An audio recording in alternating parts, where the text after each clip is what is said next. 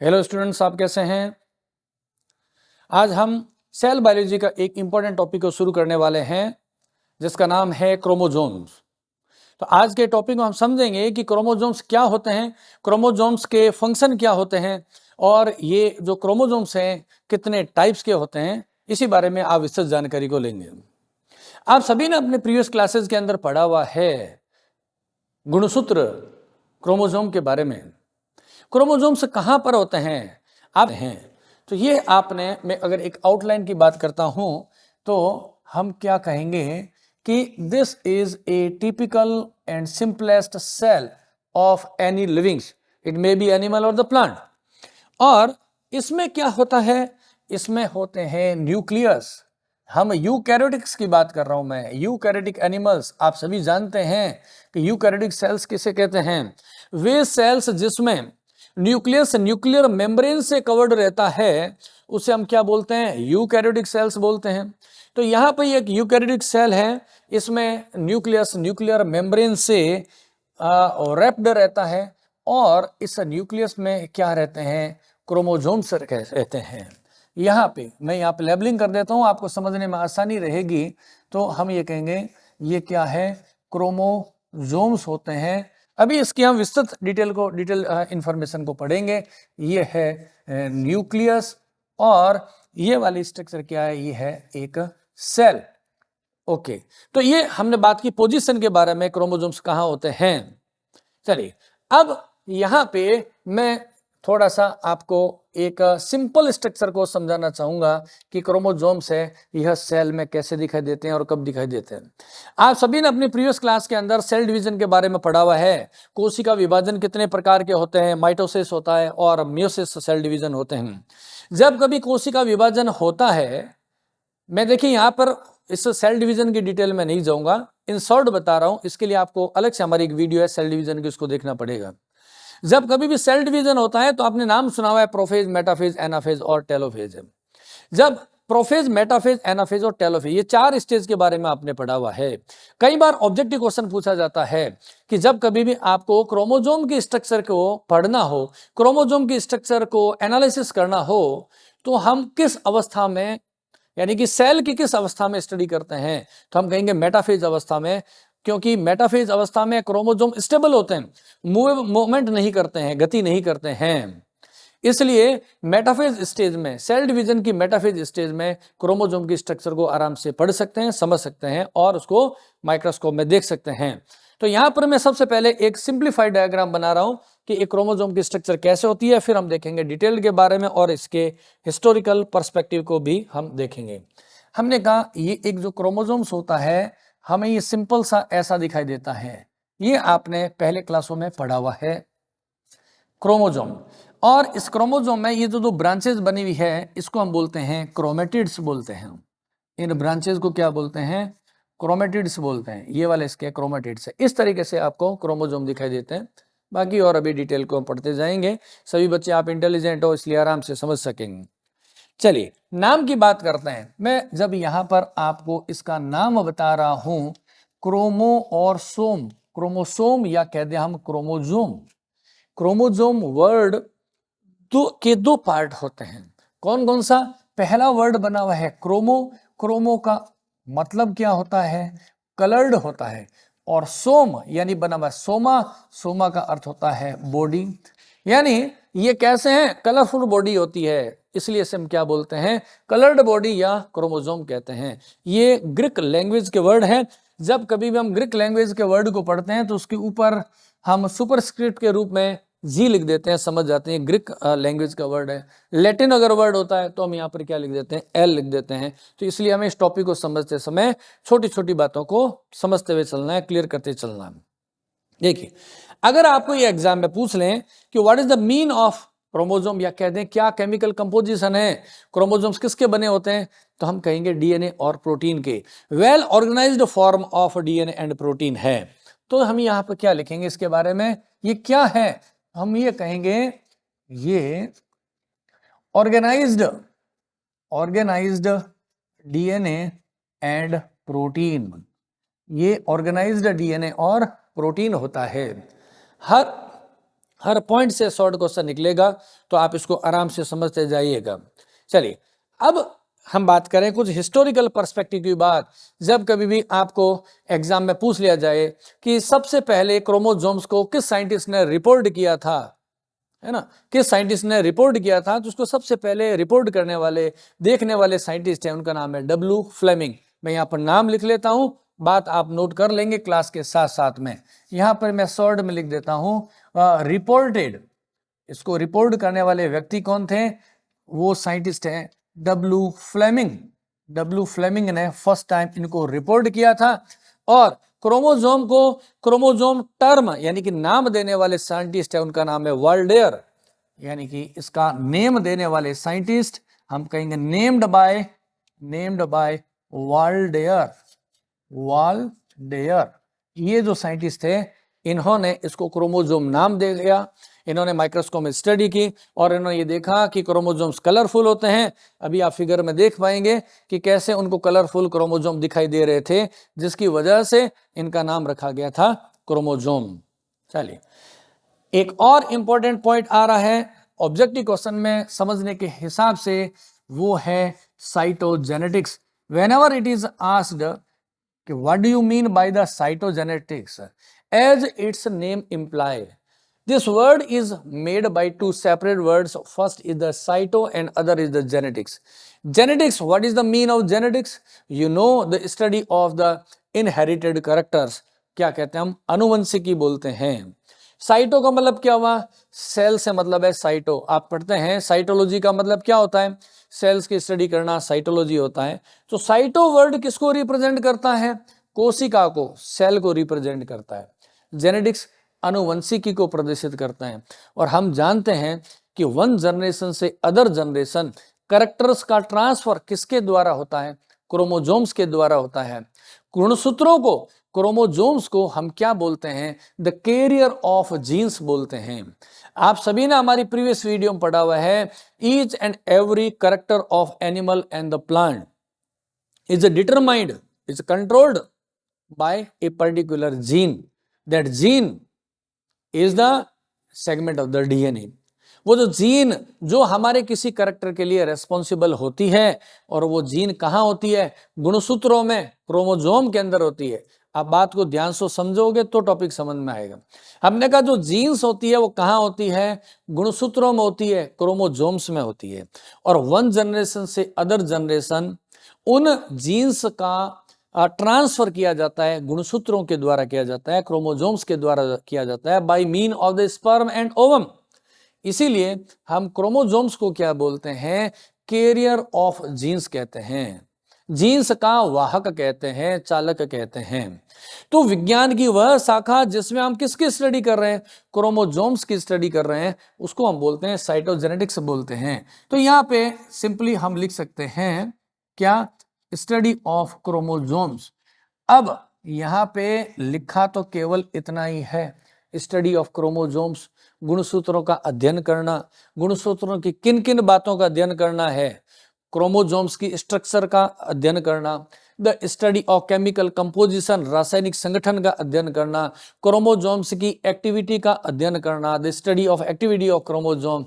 ये सब किस में हम करते हैं? विज्ञान की वह शाखा में, the branch of the science in which we study about the chromosomes is called as the cytogenetics कहलाते हैं।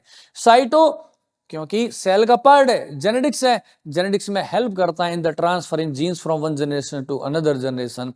That's why this branch is called as the cytogenetics कहलाता है। ओके, यहाँ पे हमने किसकी बात की? अभी हिस्टोरिकल पर्सपेक्टिव की केवल बात की है।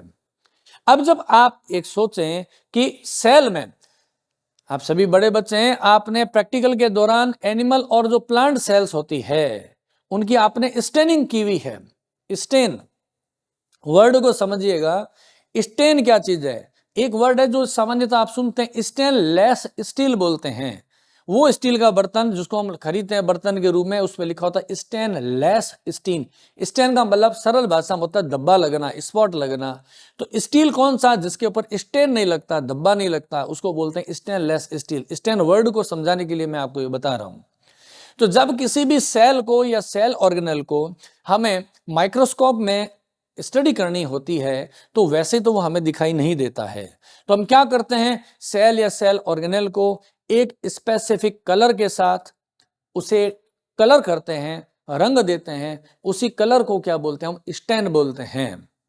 तो हम इस क्रोमोजोम की स्टडी करने के लिए क्या करें, इस क्रोमोजोम को पहले स्टेन कर लेते हैं, इसको कलर कर देते हैं। और जब हम क्रोमोजोम को कलर करेंगे तो इसमें दो डिफरेंट पार्ट दिखाई देते हैं। कुछ पार्ट्स डार्क स्टेंड होंगे, गहरे कलर के आएंगे, और कुछ क्या होंगे, हल्के रंग के आएंगे। यानी कि some of the part of the chromosomes is darkly stained while some of the part is lightly stand.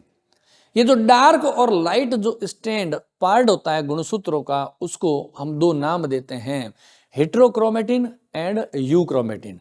अभी हम समझेंगे हेट्रोक्रोमेटिन और यूक्रोमेटिन में क्या डिफरेंस होता है, क्योंकि ये छोटे छोटे क्वेश्चंस बनते हैं जो एग्जाम के लिए बहुत काम के हैं, तो इसको समझते हुए चलना है आपको। चलिए, तो मैंने कहा कि जब हम क्रोमोजोम्स की क्या कर देंगे, क्रोमोजोम्स की करेंगे हम स्टेनिंग। स्टेनिंग का मतलब होता है उसको कलरफुल करना।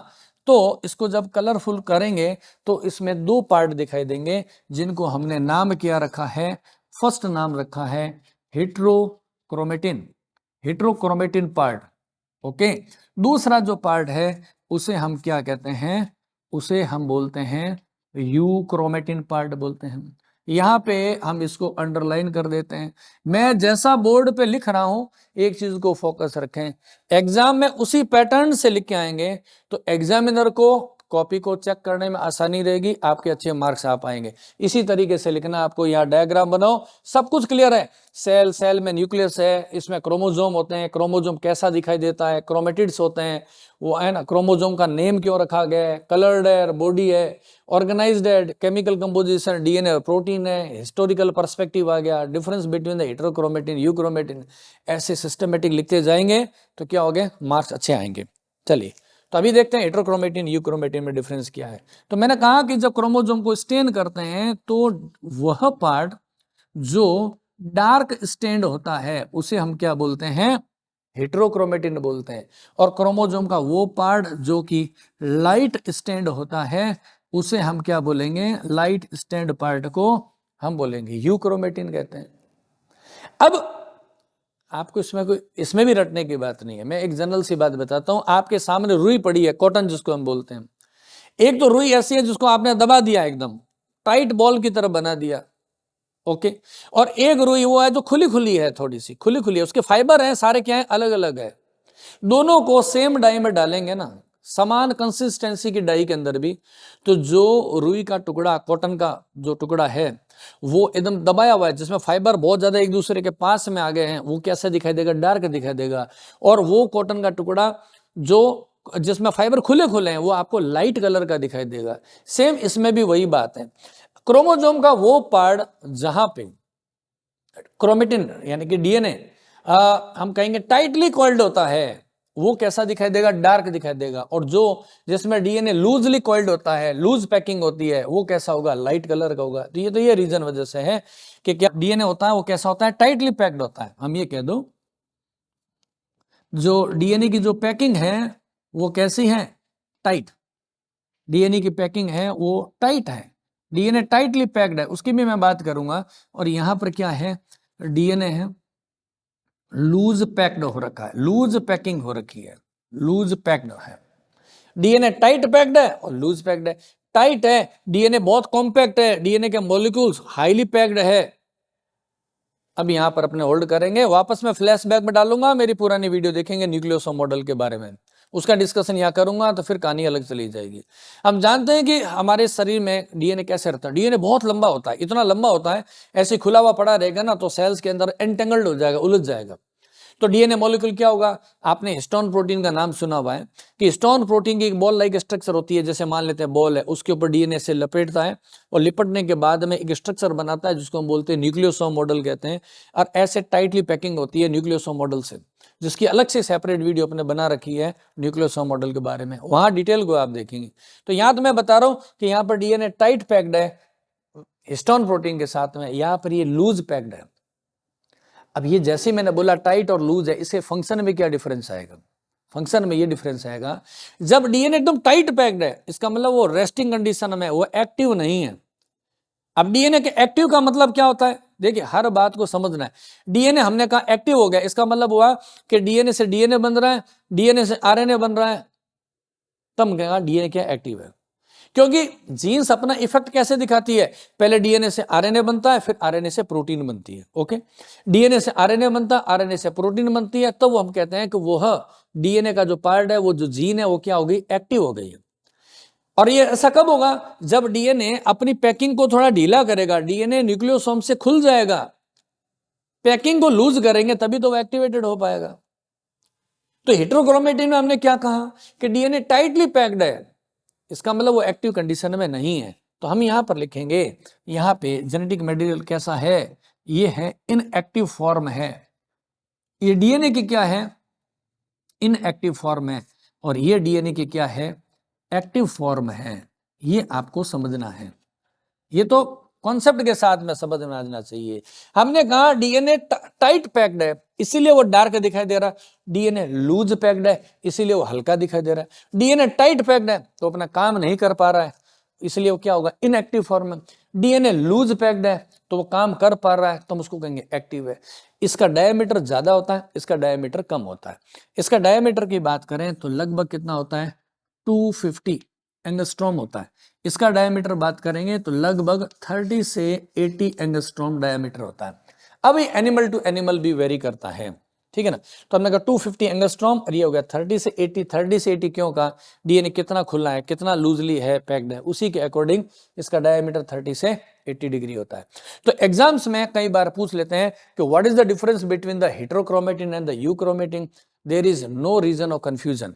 आपको किसी भी तरीके से कंफ्यूजन नहीं होना है, कंफ्यूज्ड नहीं होना है। हेटेरोक्रोमेटिन यूक्रोमेटिन क्या है, हमने कहा these are the parts of the chromosomes, ये गुणसूत्रों के पार्ट्स होते हैं। ये टाइटली पैक्ड पार्ट होता है, जो डार्क स्टैंड होता है, ये कैसा होता है, लूजली पैक्ड पार्ट है, जो कि लाइट स्टैंड होता है। तो यहाँ पे जब कभी एग्जाम में शॉर्ट क्वेश्चन में पूछ ले या ऑब्जेक्टिव क्वेश्चन भी इनमें से निकलते हैं, तो हमें ऐसे सिस्टमेटिक आपको समझ में आ जाना चाहिए। इसको आप समझ लें। अब हम इसके बाद में समझना शुरू करेंगे detail structure of ultra structure of chromosome के गुणसूत्र होते हैं, उनकी अल्ट्रा स्ट्रक्चर कैसी होती है अभी देख। अब हमें ये देखना है अल्ट्रा स्ट्रक्चर ऑफ क्रोमोसोम्स कैसे होती है, उसकी हम डिटेल स्टडी करते हैं। तो यहाँ पे अपने हेडिंग डाल लेते हैं स्ट्रक्चर ऑफ क्रोमोसोम्स। एक चीज मैं आपको पहले से ही बता देता हूं, ये जो अपने वीडियो रिकॉर्डिंग कर रहे हैं और इसमें जो ब्लैक बोर्ड को काम में ले रहे हैं चौक की सहायता से, और उसका बेसिक रीजन केवल एक ही है कि आप इसको ऑनलाइन मोड में पढ़ें, लेकिन आपको फीलिंग आनी चाहिए जैसे आप मेरे सामने ऑफलाइन बैठे हुए हैं, है ना। तो ऑफलाइन वाली फीलिंग के लिए ही हमने इस बोर्ड को काम में लिया, अदरवाइज पावर पॉइंट प्रेजेंटेशन से भी काम चल सकता था। और इसीलिए कई बार वीडियो थोड़ी सी लंबी हो जाती है, लेकिन उसकी आपको चिंता नहीं करनी है, टॉपिक समझ में आना वो ज्यादा इंपॉर्टेंट है।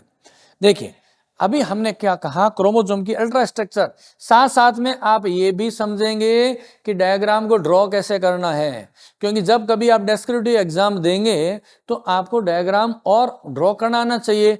कम टाइम में ज्यादा डिटेलिंग को कैसे डालना है वहीं पर आपको ध्यान रखना है कि समय कम लगे और आपका प्रेजेंटेशन अच्छा हो, ताकि मार्क्स आपके अच्छे आ सके। देखिए यहाँ पे मैं क्या करता हूँ, आपको क्रोमोसोम की अल्ट्रा स्ट्रक्चर समझाने के लिए पहले यहाँ पे आप देखें, ऐसी मैं बना रहा हूं एक उसकी आउटलाइन बनाने के बाद में यहाँ पे एक इसका क्रोमोसोम्स का जो पार्ट है उससे हम बोलते हैं क्रोमेटिड्स बोलते हैं। अभी मैं लेबलिंग कर दूंगा कि क्रोमेटिड्स भी क्या होते हैं, आपको कंफ्यूज नहीं होना है बाद में, ठीक है। इस तरीके से ये यहाँ पे एक आउटलाइन बना दी है मैंने क्रोमोसोम की।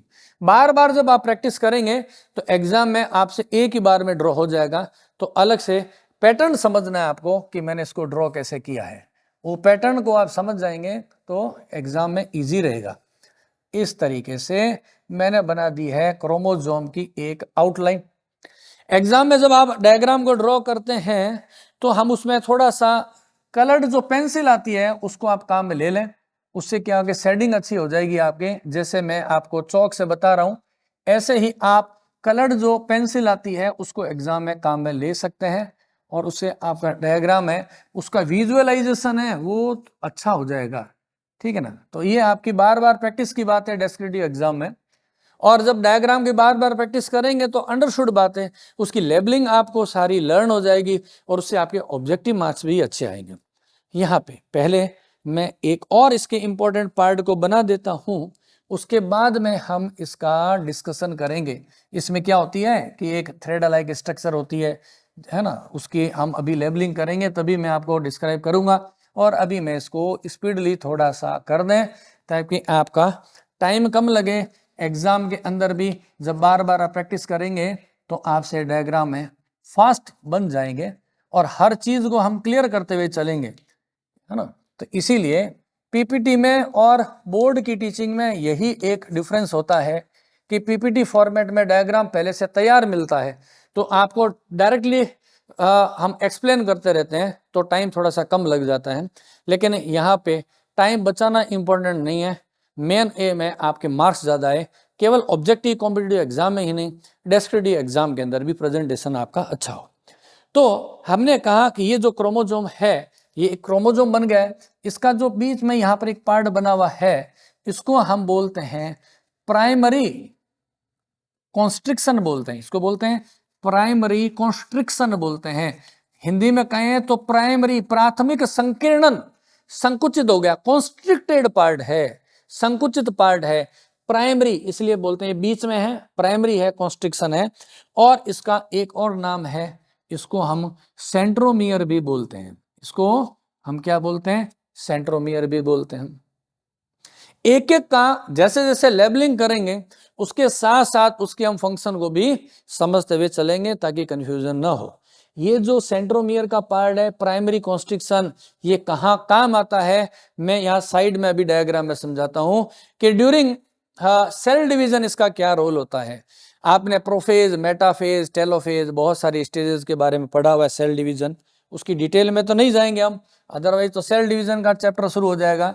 यहाँ पे आपने सेल डिवीजन की मेटाफेज स्टेज की मैं बात करूं तो आपने पढ़ा हुआ है the chromosomes are arranged in plate like manner in the metaphase of any kind of cell division whether mitosis or meiosis. This structure is called as the spindle. इसको हम तरकु बोलते हैं। और ये किस में होता है, यह होता है सेल डिवीजन की मेटाफेज स्टेज के अंदर आपको ऐसा एक स्पिंडल दिखाई देता है। और जब आप इस स्पिंडल को देखेंगे तो इसमें कैसा अरेंजमेंट है, यहां पर है क्रोमोजोम और इसके साथ यहां पर क्या जुड़े हुए हैं, क्रोमोजोम के साथ में spindle fibre. These spindle fibres are connected with the centromere. यहां पे क्रोमोजोम का ये जो सेंट्रल पार्ट है जिसको हमने क्या कहा है, सेंट्रोमियर कहते हैं। तो स्पिंडल फाइबर है वो कनेक्टेड होते हैं ड्यूरिंग सेल डिवीजन, ये मैंने बता दिया। सेल डिवीजन की मेटाफेज स्टेज में क्रोमोजोम्स हैं वो स्पिंडल फाइबर से कनेक्टेड होते हैं and these spindle fibres are attached with the primary constriction that is called as the centromere बोलते हैं। तो क्रोमोजोम्स के मोमेंट में हेल्पफुल होते हैं, है ना। जब क्रोमोजोम्स मेटाफेज के बाद एनाफेज में जाते हैं, क्रोमोजोम है वह मूव करेंगे तो उसको मूवमेंट करने में हेल्प करता है स्पिंडल फाइबर और इसी से ये अटैच्ड रहता है। जैसे मान लेते हैं ये एक स्पिंडल फाइबर है, ये इससे कनेक्टेड है, स्पिंडल फाइबर को खींचेंगे तो ये भी क्या है साथ साथ में खिंचता हुआ चला जाता है। ये इसका बेसिक फंक्शन होता है। इस प्राइमरी कॉन्स्ट्रिक्शन के अंदर आपको इंपॉर्टेंट एक और स्ट्रक्चर ध्यान रखनी है, डिस्क शेप्ड स्ट्रक्चर होती है जिसे बोलते हैं काइनेटोकोर बोलते हैं, काइनेटोकोर बोलते हैं, है ना। इसकी लेबलिंग कर देते हैं हम। यहाँ पे देखिए लेबलिंग के लिए जगह का भी मुझे ध्यान रखना जरूरी है ताकि बोर्ड में सारी चीजें एक बार में आ जाए। ये वाला पार्ट, ये जो डिस्क जैसा है ना, disc like structure, this structure is called as kinetochore, इसको बोलते हैं काइनेटोकोर बोलते हैं। ये डिस्क लाइक स्ट्रक्चर क्या है, काइनेटोकोर है। काइनेटोकोर का काम क्या है, ये जो मैंने कहा कि स्पिंडल फाइबर अटैच्ड है, किसके साथ है, spindle fibres are attached with the centromere and these spindle fibers are made of tubulin protein, tube like tube like structure बना रही है, पतला thin tube like structure, tubulin protein है, ठीक है ना। ये ट्यूबुलिन प्रोटीन है, इसका जब पॉलीमराइजेशन होगा तो उसमें हेल्प कौन करेगा, उसमें हेल्प करेगा काइनेटोकोर कहते हैं, ट्यूबुलिन प्रोटीन के पॉलीमराइजेशन में हेल्प करता है। कहेंगे कि काइनेटोकोर हेल्प्स इन, या हम ये कह दें कि ये क्या करेगा, provide centre for polymerisation, centre for polymerisation of tubulin protein, tubulin है ना, ये इसका बेसिक फंक्शन होता है। ट्यूबुलिन प्रोटीन का पॉलीमराइजेशन का काम कौन करता है, ये सेंटर प्रोवाइड करता है, provide the centre for the polymerisation of tubulin protein, kinetochore, very important part, very important part है ये काइनेटोकोर। ओके, ये क्या है आप देखते हैं इसके अंदर और इसके फंक्शन के बारे में। अब क्रोमोसोम में ऊपर की ओर देखो, मैं दो पार्ट और लिख देता हूं यहां पे, ये वाला पार्ट इसे हम कहते हैं क्रोमेटिड, ये बोलते हैं क्रोमेटिड, ये एक स्मॉल है और ये एक लार्ज क्रोमेटिड है ना। कई बार इसको डिनोट कर देते हैं हम क्यू क्रोमेटिड, ये जो बड़े वाला है क्रोमेटिड है, यहां से लेके यहां तक का पार्ट ये क्या कहलाता है, पी क्रोमेटिड कहते हैं, यानी कि लॉन्ग आर्म है, यहां पर है, इसे हम बोलते हैं पी क्रोमेटिड कहते हैं। इसकी डिटेलिंग अभी और आगे आने वाली है, जैसे जैसे पढ़ते रहेंगे, यहां से लेके यहां तक का पार्ट इसको कहते हैं पी क्रोमेटिड। पी और क्यू ये क्या है, इसको मैंने अभी क्या कहा, लॉन्ग आर्म है, ये है लॉन्ग आर्म है, और ये क्या है, ये वाली है short arm of the chromosome, P and Q. Then we can say there are two chromatids in this chromosomes I have drawn. First short arm, long arm. Short arm is called as P chromatid and long arm is called as the Q. ये मैंने जो part बताया जो constricted है, संकुचित है, संकीर्णन है, इसको हम क्या बोल रहे हैं, प्राइमरी कॉन्स्ट्रिक्शन कहते हैं। कई बार क्या होता है, कई बार यहां पे एक एक्स्ट्रा कॉन्स्ट्रिक्शन और होता है जिसे बोलते हैं सेकेंडरी कॉन्स्ट्रिक्शन बोलते हैं, सेकेंडरी कॉन्स्ट्रिक्शन भी होता है।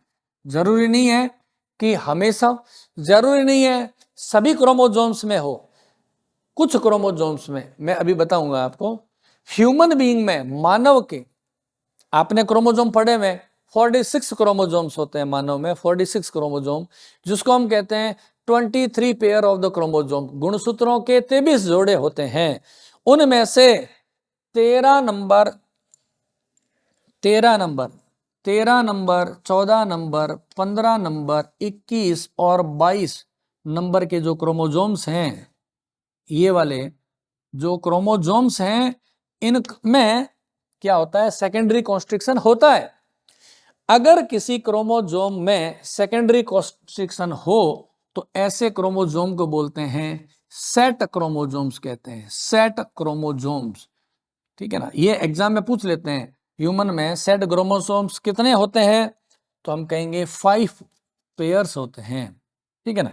कितने होते हैं, तो हम कहेंगे 5 पेयर्स होते हैं। ये बात आपको ध्यान रखनी है, कुछ भी नहीं, एकदम सरल सा टॉपिक है, समझने में जोर ही नहीं आएगा। हमने कहा कि this is the secondary constriction, if secondary constriction is present in a chromosome, then chromosome is called as set chromosomes, and there are 5 pair of satellite chromosomes found in the human being out of total 46 chromosome, and which are 13, 14, 15, 21 and 22 number पे जो chromosomes pair होते हैं उनमें ये secondary constriction होता है, इसलिए से सेट क्रोमोसोम्स बोलते हैं। ये हमें पता होना चाहिए। चलिए अब यहाँ पे और काम की चीजों को धीरे धीरे बढ़ाते हुए चलते हैं। ये देखिए इस क्रोमेटिड के अंदर ये क्या है, थ्रेड लाइक स्ट्रक्चर है, ये वाली, ये येलो कलर की बना रही है, थ्रेड लाइक स्ट्रक्चर है। इस थ्रेड लाइक स्ट्रक्चर को बोलते हैं क्रोमोनीमेटा, इसको क्रोमोनीमेटा बोलते हैं। ये वाली स्ट्रक्चर है, ये स्ट्रक्चर ये वाली है ना, ध्यान से देखेंगे ये वाली बने, इसको बोलते हैं क्रोमोनीमेटा बोलते हैं। नीमा NEM में नीमा का अर्थ होता है थ्रेड होता है, और क्रोमोजोम में है, ठीक है ना। ये जो नीमा वर्ड बना हुआ है ना NIM में नीमा, इसका मतलब भी होता है थ्रेड, इसका अर्थ होता है थ्रेड होता है। और क्रोमो कलरफुल और क्रोमोजोम में, इसलिए नाम क्या बन गया क्रोमोनीमा। एटा का मतलब तो बियरिंग होता है, बियरिंग धारण करना होता है, तो ये हो गया क्रोमोनीमा। हाँ भाई क्रोमोनीमेटा की कैरेक्टर की बात कर रहे हैं, तो अभी आपने बताया कि ये कैसी स्ट्रक्चर होती है, तो हम कहती है थ्रेड लाइक स्ट्रक्चर होती है। इसका डायमीटर साइज कितना होता है, तो हम कहेंगे इसका डायमीटर होता है लगभग 100 एंगस्ट्रॉम का साइज होता है, किसका क्रोमोनीमेटा का होता है, ठीक है। और ये कब हम इसको देख सकते हैं, तो हम कह सकते हैं इसको सेल डिवीजन की जो प्रोफेज स्टेज होती है उसमें हम इसको क्लियरली देख सकते हैं, है ना। जब सेल डिवीजन होता है prophase, metaphase, anaphase, telophase, prophase stage में इसको क्लियरली हम देख पाते हैं। ऑब्जेक्टिव क्वेश्चन के हिसाब से आपके लिए काम का है कि which stage is suitable for the study of chromonemata, that is the prophase. Which stage of cell division is suitable for the study of chromosomes, then metaphase. And which stage of cell division is suitable for the study of length of the chromosome, anaphase stage है। ये cell division वाली हमारी video में पूरा detail में आ रखा है। चलिए अब यहाँ पे एक और बात लिख देते हैं, किसी भी क्रोमोसोम का जो एंड पॉइंट होता है उसको हम बोलते हैं टीलोमियर बोलते हैं, टीलोमियर बोलते हैं। टीलोमियर का मतलब क्या होगा, एंड पॉइंट है। एंड पॉइंट का मतलब क्या हुआ, हम कह देते हैं टर्मिनल पार्ट है, terminal part of the chromosomes is called as the telomere होता है। ओके, कई बार क्रोमोसोम्स में क्या होता है, जैसे मैंने कहा ये प्राइमरी कॉन्स्ट्रिक्शन है, ये सेकेंडरी कॉन्स्ट्रिक्शन है। प्राइमरी कॉन्स्ट्रिक्शन कंफर्म होगा, सभी क्रोमोसोम्स में प्राइमरी कॉन्स्ट्रिक्शन होगा, कंफर्म है। सेकेंडरी कॉन्स्ट्रिक्शन हो जरूरी नहीं है, पहले से ही मैंने कहा है ह्यूमन बीइंग में कितने होते हैं 46 क्रोमोसोम्स है, उसमें से केवल और केवल यानी कि 23 पेयर में से ये 5 पेयर्स है जिसमें क्या होते हैं सेकेंडरी कॉन्स्ट्रिक्शन होता है। 23 में से कितने में से 5 में, 18 में नहीं होता, ठीक है। लेकिन कई बार क्या होता है, ये एक एक्स्ट्रा हम कहते हैं इसको, कई बार एक्स्ट्रा सेकेंडरी कॉन्स्ट्रिक्शन भी होता है कुछ क्रोमोसोम्स में, ठीक है ना। ये क्या है, एक्स्ट्रा सेकेंडरी कॉन्स्ट्रिक्शन भी होता है कुछ क्रोमोसोम्स में, सभी में नहीं होता, एसेंशियल नहीं है, कंपल्सन नहीं है, ठीक है ना। और अगर होता है, हमने कहा एक्स्ट्रा सेकेंडरी कॉन्स्ट्रिक्शन है सभी में, ऐसा जरूरी नहीं है। और अगर होता है तो हम इसका एक और नाम रखते हैं NOR, न्यूक्लियोलर ऑर्गेनाइजर रीजन। क्या नाम देते हैं इसको, NORS। N का मतलब हो गया न्यूक्लियोलर, O मीन्स हो गया ऑर्गेनाइजर, और R है रीजन के लिए, प्लूरल किया तो हमने लग दिया S भी लगा दिया, NORS nucleolar organiser region. Nucleus नहीं है, न्यूक्लियोलस है। आप जानते हैं किसी भी सेल में जो केंद्रक होता है, न्यूक्लियस होता है, उसमें एक और स्ट्रक्चर होती है जिसको बोलते हैं न्यूक्लियोलस, उसकी डिटेल की भी एक अलग वीडियो बनी हुई है, तो उसकी बात करेंगे, ठीक है ना। और जब कभी भी, जैसे मैंने अभी क्या बताया आपको, मैंने आपको बताया कि अगर किसी क्रोमोसोम में सेकेंडरी कॉन्स्ट्रिक्शन होता है तो हम क्रोमोसोम को क्या बोलते हैं, सेट क्रोमोसोम बोलते हैं। और अगर किसी क्रोमोसोम में ये एक्स्ट्रा सेकेंडरी रीजन हो तो ऐसे क्रोमोसोम को हम क्या बोलेंगे, इसको हम बोलेंगे न्यूक्लियोलर क्रोमोसोम, न्यूक्लियोलर क्रोमोसोम कहते हैं, न्यूक्लियोलर क्रोमोसोम बोलते हैं इसको। और ये भी कितने होते हैं, यहीं पर मैं लिख देता हूं, सब कुछ इसी में आ जाना चाहिए डिटेल के रूप, 5 पेयर्स होते हैं। देखिए एग्जाम में, डेस्क्रिप्टिव एग्जाम में पर्सनल कहें तो अब इस तरीके से आप काम करके आएंगे ना, तो एग्जामिनर को आपकी आंसर बुक को बार बार पढ़ने की जरूरत नहीं पड़ेगी, सब कुछ उसी में दिखाई दे रहा है कि प्राइमरी कॉन्स्ट्रिक्शन क्या है, सेकेंडरी कॉन्स्ट्रिक्शन क्या है, सेट क्रोमोसोम्स क्या है, कितने होते हैं set chromosome, what is the mean of the chromonemata, ठीक है ना। क्रोमोनीमेटा के कैरेक्टर्स भी यहीं पर आ गए, एक्स्ट्रा सेकेंडरी कॉन्स्ट्रिक्शन और इसका नाम क्या है, इसको क्रोमोसोम को क्या बोलेंगे, ये कितने पेयर्स होते हैं, सब कुछ इसमें क्लियर होना चाहिए इसी डायग्राम में। ये वाली जो स्ट्रक्चर है जो मैंने यहाँ पर देखिए डॉट डॉट लगाए यहाँ पे, इस स्ट्रक्चर को क्या कहेंगे, इसको बोलते हैं क्रोमोमियर्स बोलते हैं, बीड्स लाइक स्ट्रक्चर क्रोमोमियर्स बोलते हैं। ये है क्रोमोमियर्स है, ये वाले ये ब्लू कलर से बने, ये क्या है, क्रोमोमियर्स है, बीड लाइक स्ट्रक्चर है। अरे जब पुराने समय में जब स्टडी हुई थी, डायरेक्ट तो इलेक्ट्रॉन माइक्रोस्कोप की डिस्कवरी नहीं हुई थी, तो जब इलेक्ट्रॉन माइक्रोस्कोप नहीं था तब उनको नहीं पता था ये क्या है, उनको ये लगा कि the string of the beads है, यानी कि क्रोमोनिमेटा थ्रेड का काम करता है और उसके ऊपर क्रोमोमियर्स होते हैं, बीड्स मोती के समान कार्य करते हैं, जैसे मोतियों की माला होती है। बाद में जब इलेक्ट्रॉन माइक्रोस्कोप आए और बड़ी स्टडी होने लगे, हाई मैग्नीफाइड रूप से हम क्रोमोसोम को देखने लगे, तब हमें यह पता चला या ये बीड लाइक स्ट्रक्चर नहीं है, ये क्या है, न्यूक्लियोसोम मॉडल है, प्रोटीन के स्ट्रक्चर, जिसकी मैंने बताया एक अलग से हमने वीडियो बना रखी है। तो इतना आप समझ गए होंगे। अभी और कुछ डिटेल के बारे में पढ़ेंगे, हम अभी समझेंगे। पहले मैं आपको इस बोर्ड को क्लियर करने से पहले दो टर्म को और मैं समझा देता हूं, पहले उसको हम देखेंगे अभी, है ना।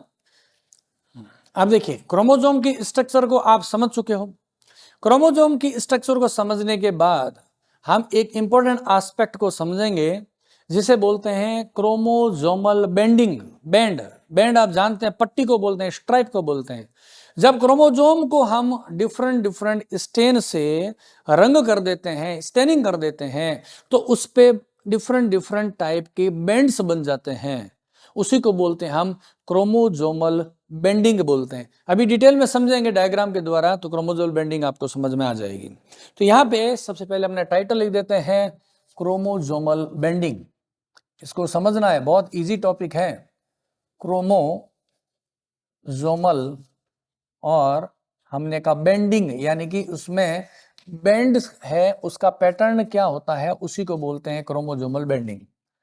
ओके, अब क्रोमोसोमल बेंडिंग के लिए मैंने कहा कि पहले उसको स्टेन करना पड़ेगा, कलर करना पड़ेगा। तो उसके लिए स्टेन कौन कौन सा काम में ले रहे हैं, है ना, गिम्सा स्टेन कहते हैं, और दूसरा है आपके क्विनाक्राइन। यहाँ पे मैं स्टेन जो है उसके नाम लिख देते हैं, छोटे क्वेश्चन में आ जाता है कई बार, है ना। एक तो है गिम्सा स्टेन है, और प्लस दूसरा स्टेन का नाम है क्विनेक्राइन। ये दो टाइप के स्टेनिंग है, स्टेन। उसको आप क्रोमोसोम को कलर देंगे तो उसमें डिफरेंट कलरफुल आते हैं, बेंड्स जनरेट हो जाते हैं, और उसी को हम क्या बोलते हैं, bending pattern of the chromosome या क्रोमोसोमल बेंडिंग बोलते हैं। एक डायग्राम बनाते हैं, सब समझ में आ जाएगा। अगेन मैं डायग्राम बना रहा हूं एक सिंप्लीफाइड क्रोमोसोम का, जैसे कि हमने पहले बनाया था, ठीक है ना। पहले जैसे आपने स्ट्रक्चर को बनाया था ना, बिल्कुल वैसे ही बना रहे हैं, बस थोड़ा सा मैं वेरिएशन कर दूंगा यहाँ पे। ये है इसका प्राइमरी कॉन्स्ट्रिक्शन का पार्ट है, और ये हमने कहा क्रोमोसोम की एक लॉन्ग आर्म है, ये वाली है लॉन्ग आर्म। और इसी सिंपल लाइन डायग्राम बनाना है आपको, और कुछ भी नहीं करना है। और ये है इसकी शॉर्ट आर्म है, short arm of the chromosome. ये हो गया सेंट्रोमियर, नाम मैं पहले से बता चुका हूं, फिर भी यहाँ पे मैं लिख देता हूं। ये क्या है, इसको हम बोलते हैं पी आर्म। मैंने पहले से ही डायग्राम में बताया था, इसको बोलते हैं पी आर्म कहते हैं, और इसको हम क्या बोलते हैं, क्यू आर्म बोलते हैं। यानी कि ये क्या है, एक क्रोमेटिड होता है, यहां से शॉर्ट को बोलते हैं, short arm is denoted by the P and the long arm is denoted by the Q. ये हो गए क्रोमेटिड्स की हम बात कर रहे हैं, ये हो गए दो क्रोमेटिड्स। अब हम बात कर रहे हैं इसके डिवीजन के बारे में। जब इसको डिफरेंट कलर किया जाता है तो कैसे, तो मैं देखिए यहाँ पर मार्किंग कर रहा हूं पहले। जैसे लॉन्ग आर्म है, यहां से बात कर रहे हैं, ये डिफरेंट इसमें रीजन्स आपको अभी शो हो जाएंगे यहाँ पे। ये हो गए इसके डिफरेंट रीजन की बात कर रहे हैं। यहाँ पे कि नंबर डालता हूं मैं, सेंट्रोमियर से शुरू करेंगे रीजन्स को डिनोट करने के लिए। जैसे हमने कहा यहां से लेके यहां तक का पार्ट है, ये हो गया 1, यहां से लेके ये वाला हो गया नंबर 2, और यहां से डायग्राम में आप देखेंगे एंड तक हो जाएगा 3। सिमिलरली यहां पर आ जाए, शॉर्ट आर्म में भी नंबरिंग यहीं से देंगे, इस 0 से, ये जो सेंट्रोमियर है वहां से, तो यहाँ पर क्या आ जाएगा, अगेन ये हो गया 1, और यहाँ पे ये वाला रीजन कौन सा आ गया, सेकंड, जहाँ पे टर्मिनल एंड आ रहा है क्रोमोजोम। और इन सभी मार्किंग को हम क्या कह रहे हैं, इसको बोलते हैं रीजन, बोलते हैं reason, regions. There are 3 regions in the Q arm, 3 region, 1, 2, 3, starting from the centromere, primary constriction, ठीक है ना। ये वाला पार्ट कौन सा था, हमने कहा 0 नंबर हमने किसको लिया है, ये है सेंट्रोमियर का पार्ट है, सेंट्रोमियर का पार्ट है, सेंट्रोमियर जिसको हम प्राइमरी कॉन्स्ट्रिक्शन कहते हैं। वहां से स्टार्ट करेंगे क्यू आर में 1, 2, 3, पी में भी यहीं से स्टार्ट करेंगे और 1, 2 ऐसे करेंगे। And each region is again divided by the bands, different bands. चलिए यहां पर आते हैं, मैं एक हल्की सी लाइन बना लेता हूं ताकि आपको एग्जाम में डायग्राम ड्रॉ करने में, बैंड बनाने में आसानी रहे।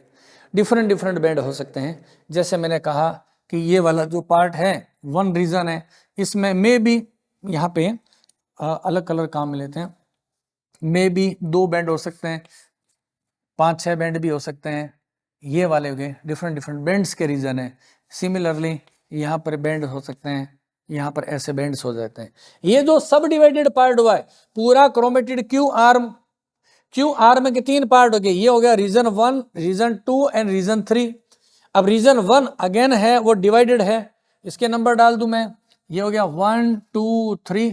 इसकी बात करें 2 की, तो यहाँ पर अगेन 1, 2, 3, 4 एंड 5।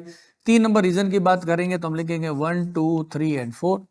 सिमिलरली इधर पी आर्म के अंदर भी रीजन 2 है, 1 और 2, 1 और 2, ये पहले वाला रीजन है, इसमें बैंड कौन सा आया 1, 2, 3 एंड 4, ये 1 और 2, ये थे।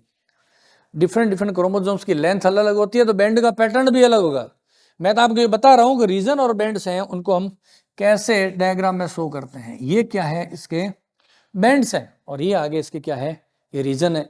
इस तरीके से जब कभी भी आप क्रोमोसोम को स्टेनिंग करेंगे, किससे स्टेनिंग करेंगे हम, गिम्सा स्टेन या क्विनेक्राइन से, तो वहां डिफरेंट बैंड्स दिखाई देते हैं। ये तो मैंने 1, 2, 3, 4 क्या किया, नंबर ऑफ बैंड्स है। अभी आपको मैं बताऊंगा टाइप्स ऑफ बैंड्स के बारे में। ये जो बैंड्स है ये तो इसका नंबर है कि इसमें 4 है, अब 4 है तो कौन सा बैंड है, तो different 4 kinds of bands are illustrated in a chromosome. तो यहां पे अपने एक हेडिंग लिख देता हूं मैं, टाइप्स ऑफ बैंड्स के बारे में, टाइप्स ऑफ बैंड्स। क्रोमोसोम पे बैंड की बात कर रहे हैं, यहाँ पे क्रोमोसोम के बैंड है, कौन से होंगे, GRQC। यहाँ पे मैं नाम लिख देता हूं, यहाँ पे पहला लिख देता हूं मैं G बैंड, दूसरा है R, उसके बाद में Q और उसके बाद में है C। ये सभी बैंड्स हैं, तो यहाँ पर लिख देते हैं बैंड। यहाँ पे मैं डायरेक्टली लिख देता हूं ताकि टाइम थोड़ा सा बच जाए। ये हो गए 4 तरह के बैंड्स होते हैं, GRQC। जी किसके लिए, गिम्सा के लिए है। अगर कोई बैंड स्टेनिंग जब करते हैं, वो स्टेन हो रहा है, किससे हो रहा है स्टेन, ये हो रहा है स्टैंड बाय, कौन सा स्टेन काम में ले रहे हैं, गिम्सा स्टेन। अगर इस स्टेन से वो स्टैंड हो गया तो हम क्या बोलेंगे कि इस बैंड का नाम हो गया जी बैंड। ये जितने भी बैंड्स बने हुए सारे बैंड्स है, वो कोई भी क्रोमोसोम का बैंड जो कि गिम्सा स्टेन से स्टैंड हो जाता है उसे हम बोलते हैं जी बैंड। ओके, अब अगर हमने हीट दी, गर्म किया, और गर्म करने पर गिम्सा स्टेन वापस हट जाए, यानी कि रिवर्सल ऑफ द गिम्सा बोलते हैं। ये आर है और रिवर्सल के लिए है, तो रिवर्सल ऑफ गिम्सा कब, इसको गर्म करने पर, हीट करने पर, ठीक है। तो हम यहां पर लिख देंगे क्या, रिवर्सल ऑफ जी, किससे, बाय हीटिंग। अगर हीटिंग करने पर जो बैंड स्टैंड हुआ था वापस अपनी मूल अवस्था में आ जाता है, रिवर्सल हो जाता है, तो उसको क्या बोलते हैं, आर। थर्ड पॉइंट में आ जाए, क्यू फॉर है क्विनेक्राइन। ये क्या होगा, ये स्टैंड हो रहा है, किससे हो रहा है, स्टैंड बाय, कौन सी है, क्विनेक्राइन स्टेन। अगर इस क्विनेक्राइन स्टेन से ये स्टेन हो गया तो हम क्या बोलेंगे, इसका नाम क्यू हो गया। सी की बात कर रहे हैं, सी वाला, अगर हम बेरियम हाइड्रोक्साइड से डीनेचुरेशन कर दें, denaturation by the barium hydroxide, ठीक है ना। यहाँ पे इस पार्ट के साथ में क्या है, ये डीनेचर हो जाता है।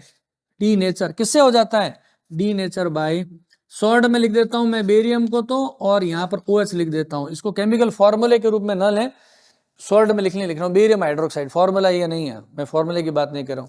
बेरियम हाइड्रोक्साइड से इसको डीनेचर कर लेंगे ना, तो ये क्या होगा, बाद में ये स्टेन हो जाता है। किससे हो जाता है, स्टेन हो जाता है ये गिम्सा के साथ में, जिसका नाम हमने ऊपर लिखा है।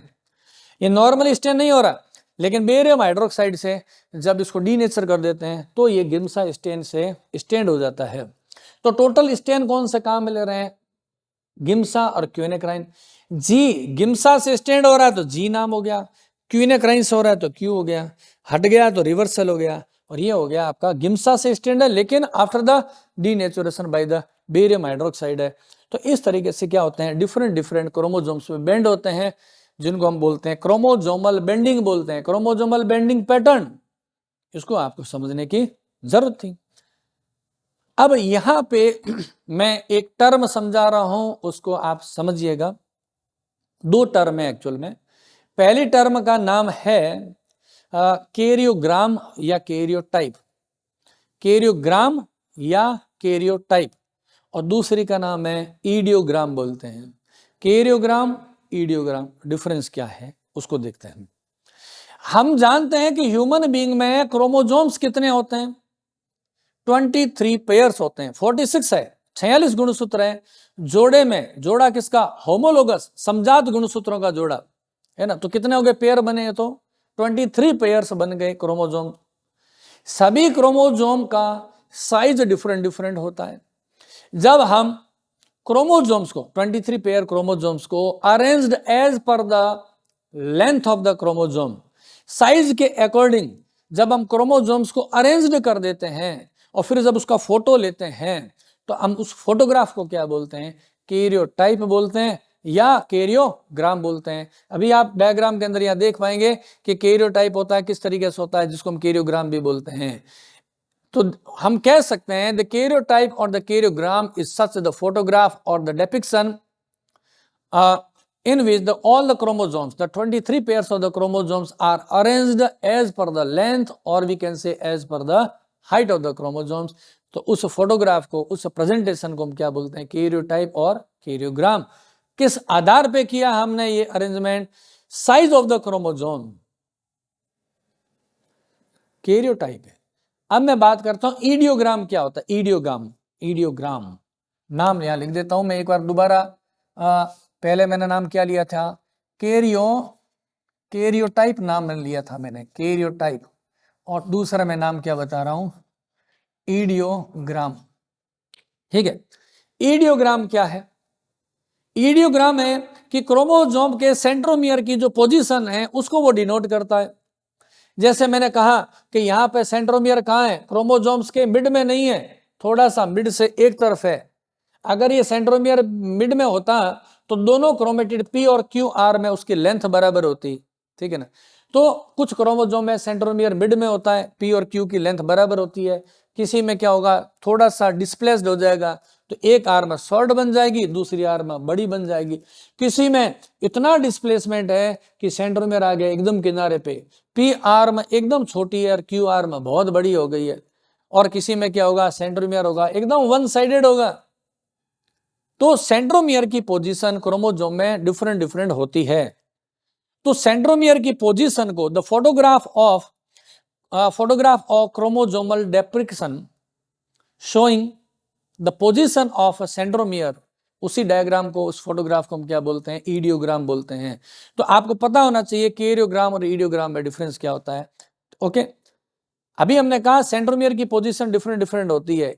तो सेंट्रोमियर की पोजीशन के आधार पे क्रोमोसोम्स कितने प्रकार के होते हैं, उसी को अभी हम समझेंगे। क्या, types of the chromosomes on the basis of position of centromere, and these are metacentric, submetacentric, acrocentric और टेलोसेंट्रिक। डायग्राम में आप समझेंगे तो इजीली समझ में आएगा।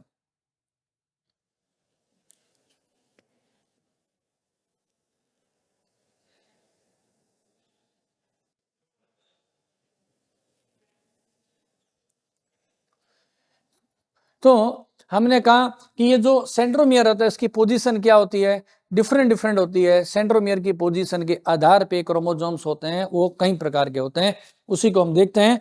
तो पहले टाइटल में लिख देता हूं यहाँ पे, types of chromosomes, types of chromosomes, गुणसूत्रों के प्रकार। अब ये जो टाइप्स होते हैं वो वैसे कई तरह के होते हैं, आपने पढ़ा हुआ है। on the basis of sex determination, on the basis of sex determination there are two kinds of the chromosomes. First is the autosomes, another is the allosome.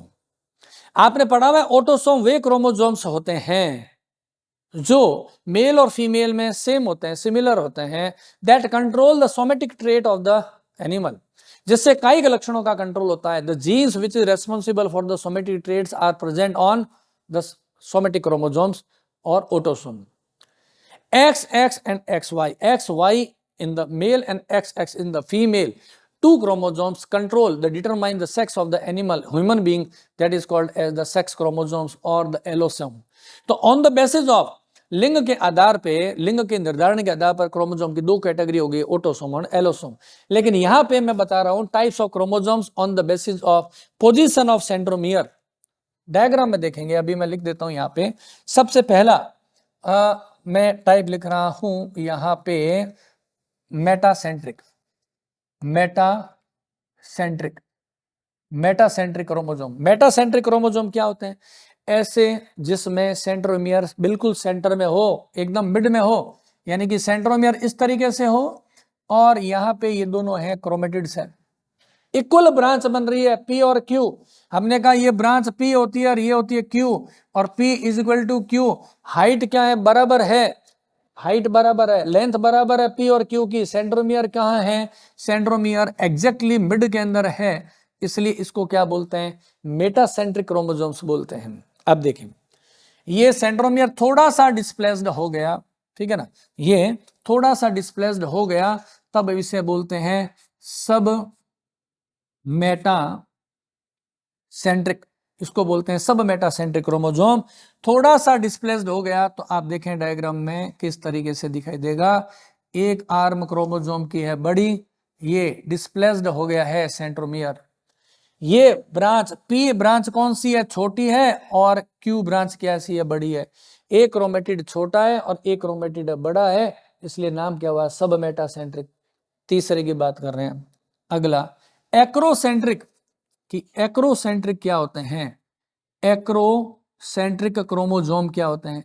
Acrocentric में डिस्प्लेसमेंट और बढ़ गया, और ज्यादा बढ़ गया डिस्प्लेसमेंट, कि एक क्रोमेटिड तो बहुत ज्यादा बड़ा है, दूसरा क्रोमेटिड है वो बिल्कुल छोटा है।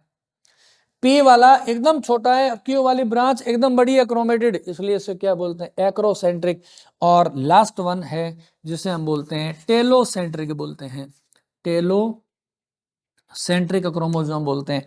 टेलो टीलोमियर से बना हुआ है, यानी कि टर्मिनल से बना हुआ है। इससे क्रोमोसोम में क्रोमेटिड ही एक ही है। सेंट्रोमियर कहाँ आ गया? सेंट्रोमियर आ गया एकदम टर्मिनल पार्ट पे, एकदम किनारे पर आ गया है, एकदम किनारे पर आ गया है, इसलिए इसको नाम क्या रखा है? टीलोसेंट्रिक रखा है। सेंट्रो सेंट्रो सेंट्रोसेंट्रिक, मिड का मतलब मेटा, थोड़ा सा डिस्प्लेस हो गया तो सब मेटा, किनारे में आ गया तो एक्रो, एकदम किनारे आ गया तो टीलोसेंट्रिक कहते हैं। Types of the chromosomes on the basis of position of centromere is called as the types of the chromosomes. और वो जो पिक्चर, जैसे ये पिक्चर दिखाई दे रही है आपको, फोटोग्राफ दिखाई देता है, अगर किसी एनिमल के जितने भी क्रोमोसोम्स है उनको हम अरेंज्ड कर दें on the basis of position of centromere, तो हम उसको बोलते हैं ईडियोग्राम बोलते हैं। कैरियोग्राम नहीं, कैरियोग्राम तो लेंथ ऑफ द क्रोमोसोम के अकॉर्डिंग होता है। चलिए, एक साइंटिस्ट है, उनका नाम था डेनवर, ठीक है ना, डेनवर्स। उन्होंने एक इन क्रोमोसोम्स को, जो 23 पेयर्स ऑफ क्रोमोसोम्स होते हैं, उनको सेंट्रोमियर की पोजीशन के आधार पे डिफरेंट 7 ग्रुप्स में डिवाइडेड कर दिया था। तो अभी समझेंगे डेनवर सिस्टम क्या होता है, द क्लासिफिकेशन ऑफ क्रोमोसोम्स। अभी हमने क्या कहा कि क्रोमोसोम्स होते हैं, उनको सेंट्रोमियर की पोजीशन के आधार पे हमने क्या किया है? मेटासेंट्रिक, सब मेटासेंट्रिक, एक्रोसेंट्रिक, टीलोसेंट्रिक में क्लासिफाई किया था। तो डेनवर नामक साइंटिस्ट थे, उन्होंने क्या किया? इन्हीं क्रोमोसोम्स को डिफरेंट ग्रुप्स के में क्लासिफाइड कर दिया है, इसीलिए सिस्टम का नाम रखा गया है डेनवर सिस्टम ऑफ इडियोग्राम। इन्होंने क्या किया, जो टोटल ह्यूमन बीइंग के 23 क्रोमोसोम्स हैं उनकी स्टडी की और क्या पाया, और उसके बाद इनको ग्रुप बना दिए, 1 2 3 4 5 6 7 ग्रुप है रिप्रेजेंटेड बाय द ABCDEFG। और उन्होंने क्या पाया कि ह्यूमन बीइंग में क्रोमोसोम नंबर 1 2 3 है ना, 1 नंबर 2 नंबर और 3 पेयर, ये जो क्रोमोसोम होता है 1 नंबर 2 और 3 नंबर क्रोमोसोम, ये कैसे होते हैं, मेटासेंट्रिक या सब मेटासेंट्रिक होते हैं। M फॉर मेटासेंट्रिक है और SM का मतलब होता है सब मेटासेंट्रिक है, वो यहां से आप समझ जाएंगे। सिमिलरली 4 नंबर और 5 नंबर जो क्रोमोसोम है वो कैसे होते हैं, सब मेटासेंट्रिक है। 6 से लेके 6 7 8 9 10 11 12 ये वाला जो नंबर है ये कौन से हैं, सब मेटासेंट्रिक है, इनको रखा गया है C कैटेगरी में। डी ग्रुप में उन क्रोमोसोम्स को रखा गया है जो कि एक्रोसेंट्रिक है, AC फॉर एक्रोसेंट्रिक है। और ये कौन से एक्रोसेंट्रिक, 13 14 15, यानी कि यहां पे मैं बात करूं तो ये एक्रोसेंट्रिक का मतलब क्या हुआ, ये A और C है। मेटासेंट्रिक को आप मान ले M, सब मेटासेंट्रिक हो गया SM, टीलोसेंट्रिक हो गया T और C अगर हो तो, ठीक है ना। तो यहां पर आ गया 13 14 15 नंबर कौन से हैं, AC। E ग्रुप में क्या है, वो क्रोमोसोम्स है जो कि मेटासेंट्रिक और सब मेटासेंट्रिक है, और नंबर कौन सा, 16 17 18 नंबर पे। सिमिलरली F ग्रुप और G ग्रुप में क्रोमोसोम्स होते हैं वो मेटासेंट्रिक होते हैं। F ग्रुप में आता है 19 और 20 नंबर, इसमें 21 22 और Y। तो ये टेबल आपको लर्न होनी चाहिए, इससे बहुत सारे ऑब्जेक्टिव क्वेश्चन है वो निकल सकते हैं। तो डेनवर साइंटिस्ट ने on the basis of the chromosomal centromere, position of the centromere, these all the chromosomes means 23 pair of the chromosomes are classified in the 7 groups है। तो आप इसको ये लर्न कीजिएगा। तो आज का टॉपिक अपना हुआ कंप्लीट है। छोटा सा एक डिस्कशन और करेंगे आपके साथ में कि what is the function of chromosome, मैं शुरुआत में बता चुका हूं। तो क्रोमोसोम्स आर द व्हीकल और the carrier for the transferring genes from the one generation to another generation. और जितने भी दुनिया में एनिमल्स होते हैं सभी में क्रोमोसोम्स का नंबर डिफरेंट डिफरेंट होता है।